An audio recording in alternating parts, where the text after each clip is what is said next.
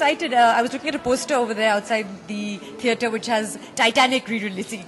So I was saying, oh wow, Titanic and Chor Aahe are releasing together. I think it's quite amazing. So obviously, I don't think timing is so important with a film like this. It was made some time ago, yes, but the fact that it's releasing now, it hasn't aged at all. I'm quite happy to say I haven't aged either in the past few years. And it looks very fresh. The cinematography is still beautiful. The stories are ever relevant.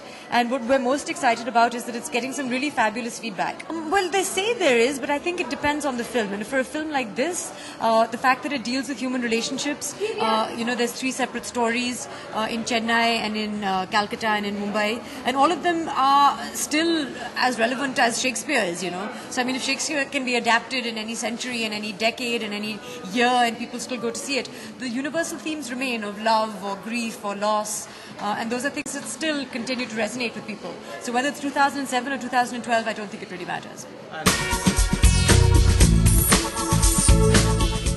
Raji has always been completely bonkers. She's mad. And she has, and I say that mad people are creative geniuses. So I'm assuming that she's a creative genius because she's definitely mad.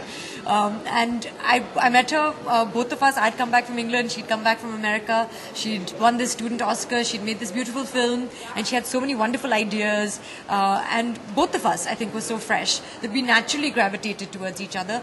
And around this film that was in the English language, so I was very comfortable speaking that language. She wanted someone who also looked a bit studenty, intellectual type, who was comfortable speaking English. So I think all of that helped and it came together.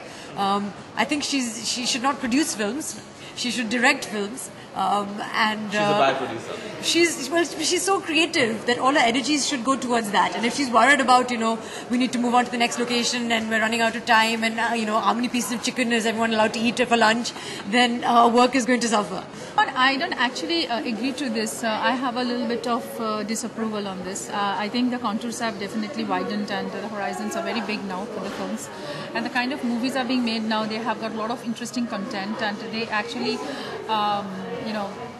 there's a cross section of people who actually want to watch the film, and as you said, it's not marginalized. I think it's much more wider than before, and people are taking a lot of interest in watching these kinds of films, specifically these kinds of films, because they are getting a lot of interest in and insightful insights in the films, and also they are kind of connecting themselves to the movies, their lifestyles, their patterns, the base of the stories. They're having some kind of identification from these kinds of films. So I believe that the market has really widened, and it's up there now. I mean, and I think there's a lot of possibilities. I feel relieved and I feel glad that it's releasing. So that's my feeling as of now. I have getting good reviews. At least I got one good review.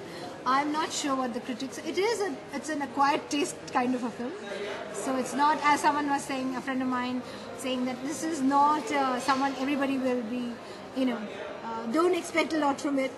I don't expect a lot from it, but I expect good things from it. So let's see. I just would like to say that it's been a wonderful experience working with Raji Ocha in Chor Aahe. It was really delightful. We got together for a little workshop. I'm doing a tiny little guest appearance in the film, but it was so meaningful and so much fun and so delightful to work with her. I'm so happy that the premiere is being held this evening, and I wish her all the very best for her future. She's a wonderful director.